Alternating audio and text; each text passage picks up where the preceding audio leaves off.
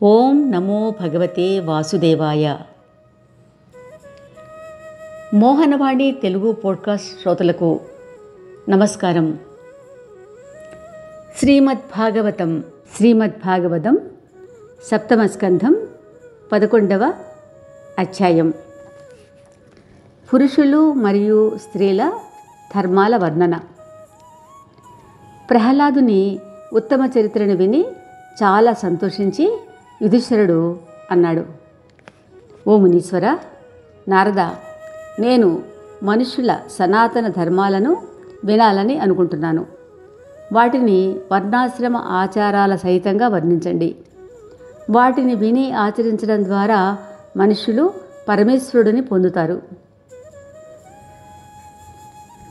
ధర్మరాజు ఉద్దేశాన్ని గ్రహించి నారదుడు ఇలా చెప్పాడు, ఓ ధర్మరాజా, ధర్మానికి మూలం సర్వమయుడైన భగవంతుడు. ఎలాగ ధర్మ విషయంలో వేదాలు ప్రమాణమో, అలాగే వేదాలు తెలిసిన వారు స్మృతులని కూడా వేదాల ప్రమాణ రూపాలని ఒప్పుకున్నారు. వీటి వలన అంతఃకరణం శుద్ధం అవడమే కాకుండా ధర్మం, సత్యము, దయ, తపస్సు, శౌచము, ఓర్పు, కోరిక, కామ క్రోధాలు లేకుండుట, అహింస, బ్రహ్మచర్యము, దానము, స్వాధ్యాయము, సరళత, సంతోషము, సమదృష్టి కల మహాత్ముల సేవ చేయటము, మళ్ళీ మళ్ళీ చేసే కర్మల నుండి తప్పించుకోవడము, నిష్ఫలమవుతున్న కర్మల శోధన, మౌనము, ఆత్మజ్ఞానము, తను అన్నాదులను ఇతర ప్రాణుల కోసం పంచిపెట్టడం మరియు ఆత్మతో దేవతలపైన బుద్ధిని కేంద్రీకరించడం, మహాత్ములు అనుసరించినట్లు శ్రీకృష్ణుని 9 విధాలైన భక్తితో సేవించడం, కీర్తన, సేవ, పూజ, నమస్కరించడం, దేవుడి పట్ల దానభావంతో ఉండడం, మిత్రభావంతో ఉండడం, ఆత్మ సమర్పణ చేయటం. ఈ విధంగా ఓ ధర్మరాజా, 30 లక్షణాలు గల ఇవి మనుషుల పరమధర్మాలు. వీటిని ఆచరించడం వల్ల భగవంతుడు అతి ప్రసన్నుడు అవుతాడు. ఎవరు జన్మతో కర్మతో శుద్ధమయ్యారో ఆ బ్రాహ్మణులకి క్షత్రియుల చేత, వైశ్యుల చేత యజ్ఞాలు చేయించడం, వేదాలు చదవడం, దానాలు ఇవ్వడం అనే ఈ 3 కర్మలు చేయడానికి అధికారం ఉంది. యజ్ఞాలు చేయించడం, వేదాలు పఠించడం, దానాలు ఇవ్వడం, వేదాలు నేర్పించడం, యజ్ఞాలు చేయించడం, దానాలు తీసుకోవటం, ఈ 6 కర్మలు బ్రాహ్మణులవి. వీటిలో ఆఖరి 3 కర్మలు వారికి బ్రతుకు తెరువు. క్షత్రియులకి దానం తీసుకోవడమే కాకుండా మిగతా 5 కర్మలు ఉన్నాయి. బ్రాహ్మణ వైష్ణవులను వదిలి ప్రజల నుంచి పన్నులు తీసుకోవడం రాజుల వృత్తి. వ్యవసాయం చేయడం, బ్రాహ్మణులకి, క్షత్రియులకి, వైశ్యులకి సేవ చేయడం మిగతా వారి బ్రతుకు తెరువు. వ్యవసాయం చేయడం, అడగకుండా ఇచ్చిన అన్నం తీసుకోవడం, ప్రతిదినం భిక్షం అడగడం బ్రాహ్మణులకి ముఖ్యమైన బ్రతుకు తెరువుగా చెప్పబడింది. కానీ ఆపత్కాలంలో అన్ని వర్ణాల వారు అన్ని రకాల పనులు చేయవచ్చు. ఋతువు మరియు అమృతంతో జీవితం కొనసాగించవచ్చు. ఇంకా మృతము మరియు అమృతంతో కూడిన జీవితాన్ని గడపవచ్చు. కానీ స్వవృత్తితో అంటే సేవకా వృత్తితో జీవించడం అనుచితం. పొలంలో కానీ దుకాణంలో కానీ యజమాని తనంత తాను పెట్టే అన్నాదికాలు తీసుకోవడం ఋతువు అనబడుతుంది. అడగకుండా దొరికిన దానిని అమృతం అంటారు. భిక్ష అడిగి తీసుకుంటే మృతం అంటారు. పొలాలు మొదలగు వాటిని అమృతం అంటారు. వాణిజ్య వ్యవహారాలని సత్యానృతం అంటారు. తనకన్నా తక్కువ ఉన్న వాళ్ళకి సేవ చేయడం స్వవృత్తి, సేవకా వృత్తి అంటారు. శమము, దమము, తపస్సు, శౌచము, సంతోషము, శాంతి, క్షమ, జ్ఞానం, దయ, భగవంతుడి సేవ, సత్యం చెప్పడం అనే 10 బ్రాహ్మణుల లక్షణాలు.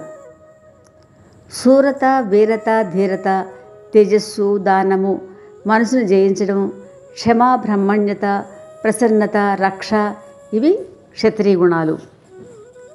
దేవతలు, గురువు మరియు భగవంతుడు వీరిపై భక్తి కలిగి ఉండడం, ధన విషయ సుఖాల వృద్ధి చేయడం, భగవంతుడు ఉన్నాడని నమ్మడం, నిత్యం ప్రయత్నించడం మరియు నిపుణత అనేవి వైశ్యుల లక్షణాలు.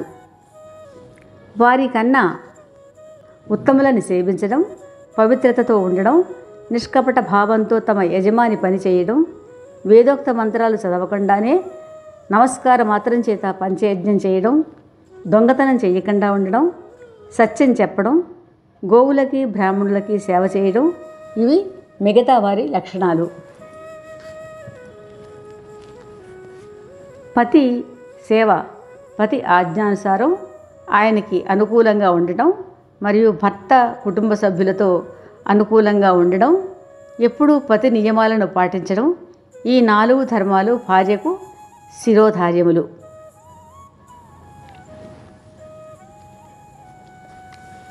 ఎలాగ శ్రీ లక్ష్మీదేవి భక్తితో భగవంతుడి సేవ చేస్తుందో అలాగే స్త్రీ తన పతిని పరమేశ్వరుడిని తలచి ఆయనకి సేవ చేస్తే ఆ స్త్రీ తన పతితో పరమేశ్వరుడితో లక్ష్మీదేవిలాగా ఆనంద భోగాలని అనుభవిస్తుంది. ముఖ్యంగా యుగ యుగాలలో మనుష్యులకి ధర్మాలు సత్యాది గుణాలకి అనుకూలంగా విధించబడ్డాయి.